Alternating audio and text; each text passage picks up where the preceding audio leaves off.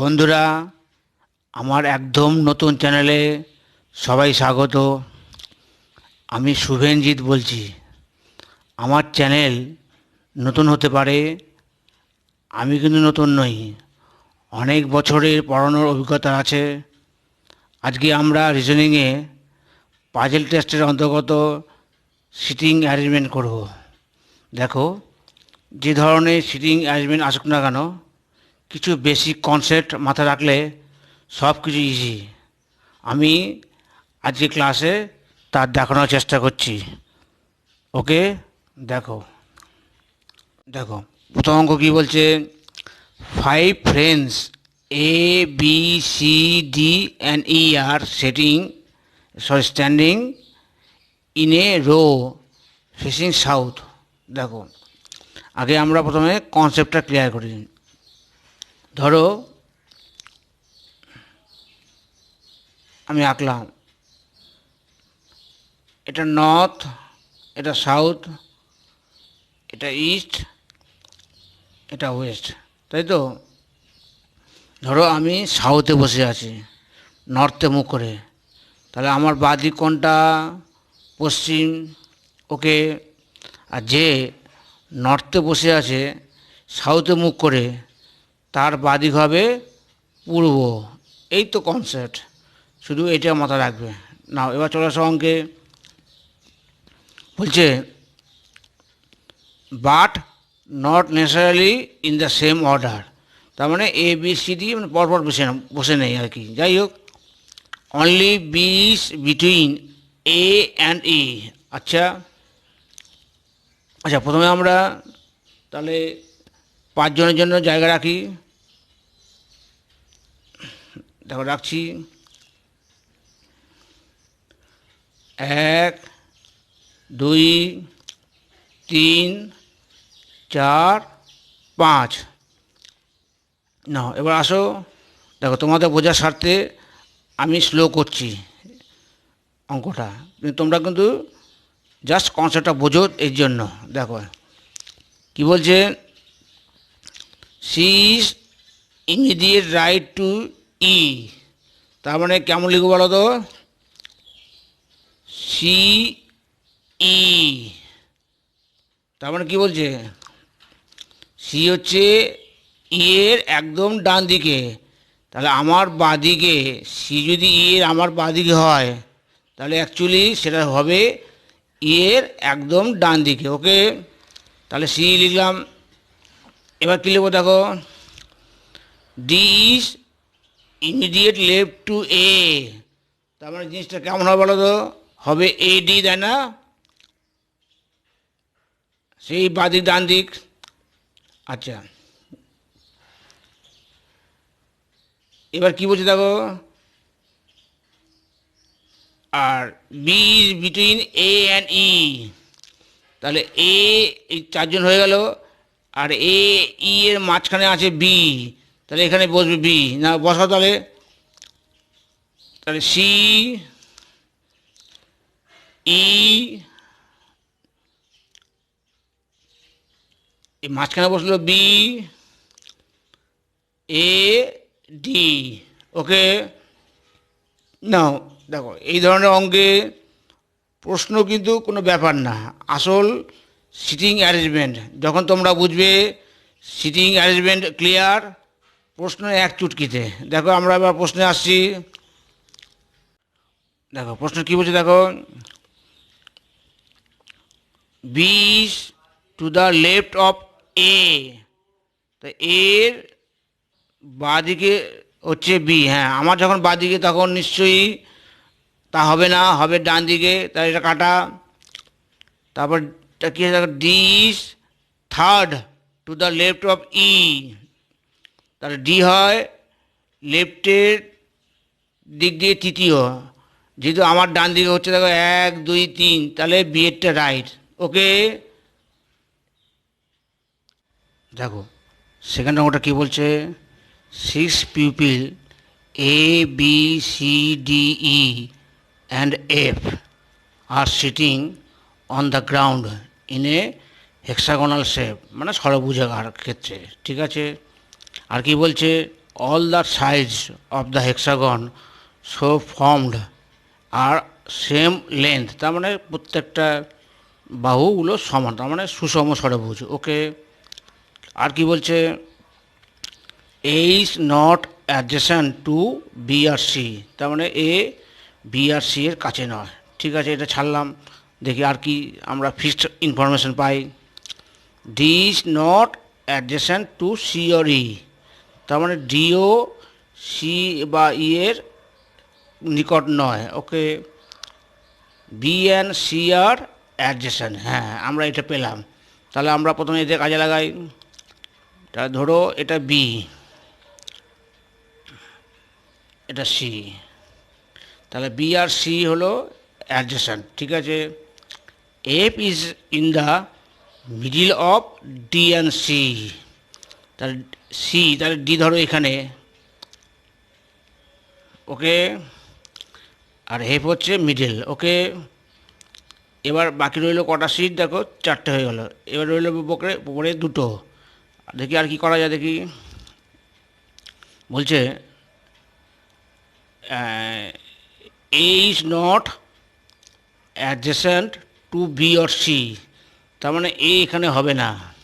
তাহলে এই কথা রইল এইখানে, তাই না? আচ্ছা, আর কি রইল পরে? আর রইল পরে ই, ই বসিয়ে দাও। তা আমাদের সিটিং অ্যারেঞ্জমেন্ট হয়ে গেল। এবার চলে আসো প্রশ্নে, তাই না? দেখো প্রশ্ন কি বলছে, which of the following is not a correct neighbour pair. দেখো কি আছে, A and F, A and F, হ্যাঁ অ্যান্সার এ, তাই না? Answer A. সেকেন্ড প্রশ্ন কি আছে, which at the same distance from D as E is from D.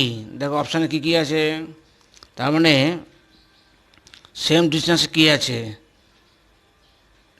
D থেকে যেমন ই আছে সেরকম ডি এর থেকে আর কি আছে। দেখো ডি এর থেকে ই, তার মানে আর হবে, এই একটা বাদ গেল, তার মানে হবে অ্যান্সার সি। ওকে, এবার দেখো নেক্সট প্রশ্ন কি, দেখো কী আছে,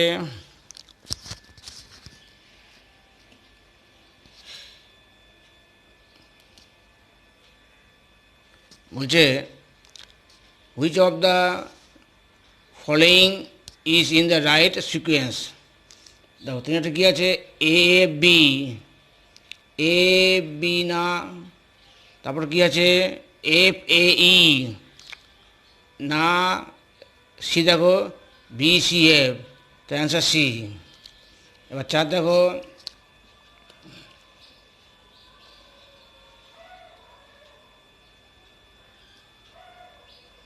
বলছে if one neighbor of A is D, who is the other one? দেখো ডি এর নেবার যেমন বলছে এ, তার আরেকটা কে বলো তো, এফ, তাই না? আচ্ছা, এইচ ডি, আরেকটা নেবার হচ্ছে তাহলে এফ। ওকে, এবার দেখো 5 দেখো,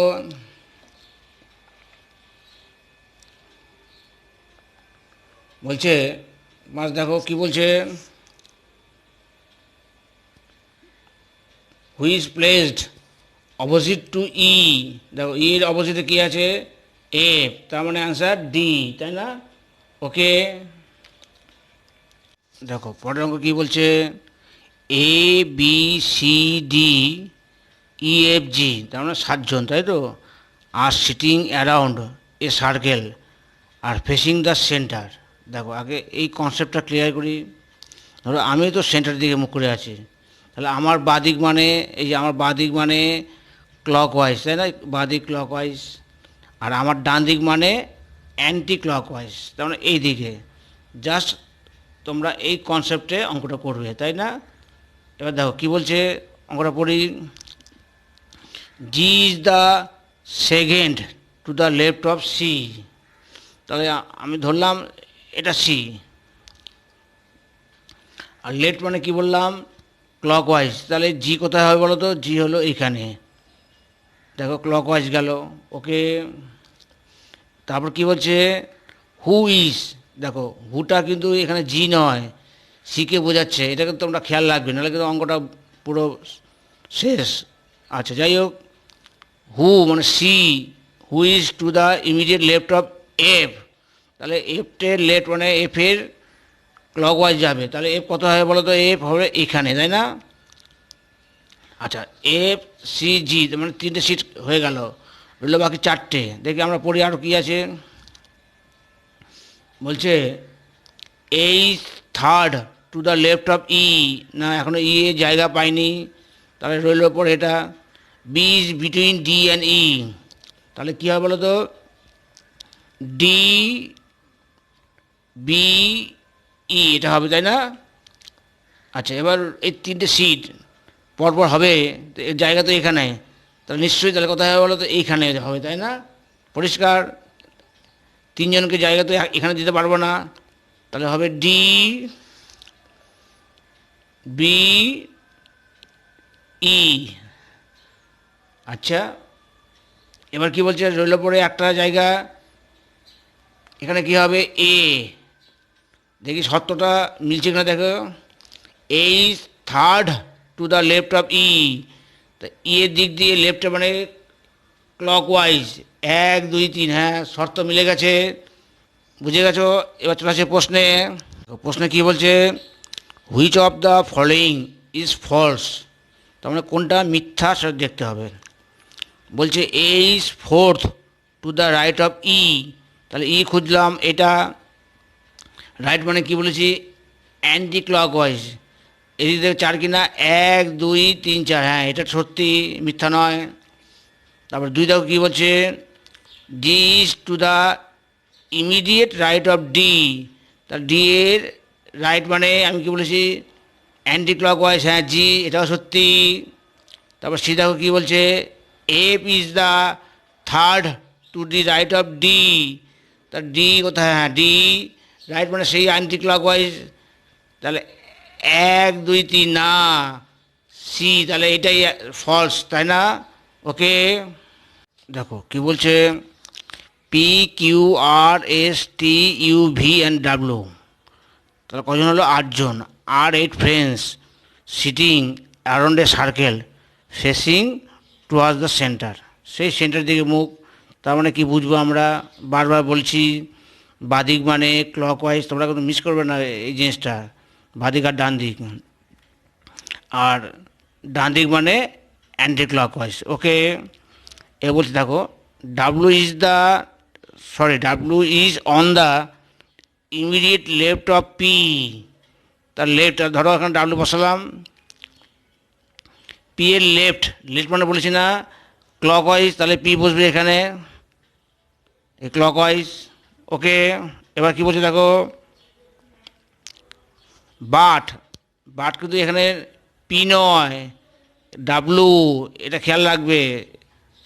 is not the neighbour of tea or S, তারপরে টি তো আর জায়গা নেই, কিন্তু টি মানে এই ডাব্লুর নেবারে এইদিকে টি বা এস হবে না, এটা খেয়াল রাখতে হবে, কারণ নেবার তো হয়ে গেছে একটা পি, তাহলে বাদিকে নেবারে কিন্তু টি বা এস হবে না, এটা পয়েন্টিং রাখতে হবে। দেখো তারপরে দেখো কী বলছে? U is the immediate right of Q, তাহলে কিউ ইউ, তাহলে বলছি ইউ, তাহলে কি হলো? তার মানে কিউ এর ডান দিক, ডান দিক মানে কি হলো? এই অ্যান্টি ক্লকওয়াইজ, তাই না? এদিকে গেল। ওকে, এবার কি বলছে? V is the neighbour of টি, তাহলে হবে টি ভি অথবা ভি টি, দেখো সেটা কি একটু পড়ি। বলছে R is between T and U, তা টি অ্যান্ড ইউ, হ্যাঁ তাহলে এটাই সিটেবল, দেখো আর বসে গেল, তা এটাই উপযুক্ত, তাহলে কী হবে? পেয়ে গেলাম Q U R T V, VT হবে না, এই 5 জন পেয়ে গেলাম। আচ্ছা, এবার প্রশ্ন, আচ্ছা হলো, আচ্ছা বলছে ডাব্লু, আচ্ছা not never of tea or S, তাহলে রইল বাকি এসটা নিশ্চয়ই তাহলে এখানে হবে না, তাহলে এস হবে এখানে, তাহলে এটা বাদ দিয়ে পাঁচটা জায়গা করো, 1 2 3 4 5, হ্যাঁ এরকম হবে তাই না?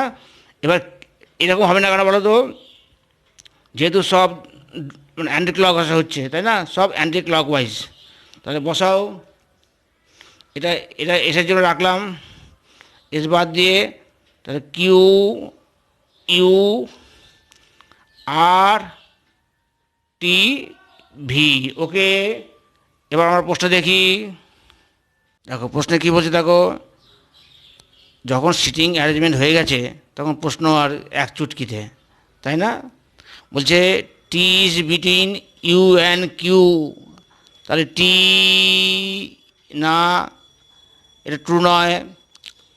You is the neighbour of V, V ন, এটা না। V is between W and T, দেখো ভি বলছে ডাব্লু অ্যান্ড টি, হ্যাঁ তা সি এরটাই ট্রু, ওকে। দেখো 5 কি বলছে, A B C D E and F are sitting around a round table, তাহলে কজন আছে? 6জন, 1 2 3 4, এই 5 6, ওকে। এবার কি বলছে, A is between E and F, তাহলে হবে ই অ্যান্ড এফ, ওকে। আচ্ছা দেখছি কোথাও বসানো যায়, ইজ অপোজিট ডি, তাহলে আমরা এখানে বসালাম ই, ওকে, আর অপোজিটে বসলো ডি, তাই না, এখানে বসালাম ডি কে, ওকে। এবার কি বলছে, C is not in either of the neighbouring সিস অফ ই, তাহলে সি বলছে ই এর নেবারিং নয়, তাহলে আমাদের কি বসবে, ই এ এফ যেটা ছিল আগে, তাহলে ই এখানে এফ, সরি এ এখানে এফ, রইল বাকি দুজন, দুজন কী হবে বলো তো, বলছে C is not in either of the neighbouring সিস অফ ই, তাহলে এখানে সি হবে না, সি এখানে হবে বি, এখানে সি, ওকে। প্রশ্ন কী আছে দেখো, who is the opposite to B, তাহলে অ্যান্সার কী হলো, বি এর অপোজিট কী আছে দেখো, এফ, তাই না, ওকে। অ্যান্সার সি, ওকে। দেখো কি বলছে, 7 children A B C D E F and G, okay, are standing in a line, okay. আচ্ছা কি বলছে, G is to the right of D, তার মানে ডি জি, ওকে, দুজন হলো। আচ্ছা আর কি বলছে দেখো, and to the left of B, তার মানে কে, জিটাই বলছে, তাহলে এখানে বসলো B, okay. H on the right of C, তাহলে আমাদের সি একে বসাতে হবে, এখানে আলাদা রাখলাম সি এ। দেখি আর কি বলছে, A and D have one child, তাহলে কি হবে বলো তো, তাহলে হবে সি এ রাখলাম, আর ওয়ান চাইল্ড, তাহলে এখানে একটা গ্যাপ রাখলাম, তাহলে A and D have one child, okay. and E and B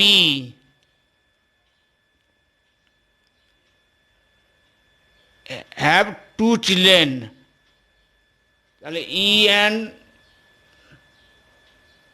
তাহলে এখানে কি বলবে বলো তো, এখানে বসবে ই, তাই না?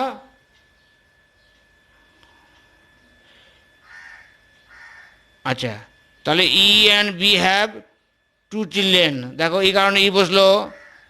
তারপরে কি বলছে দেখো, D and F have two children, D and F, তার মানে এফ বসবে এখানে, হ্যাভ টু চিলড্রেন, দেখো দুজন হয়ে গেল। তো আমাদের সাজানো পরিষ্কার। তবে 1 2 3 4 5 6 7, তাহলে কী বসলো, C A E D G B F. আচ্ছা, এবার চলে আসো প্রশ্নে। দেখো কী বলছে প্রশ্নে,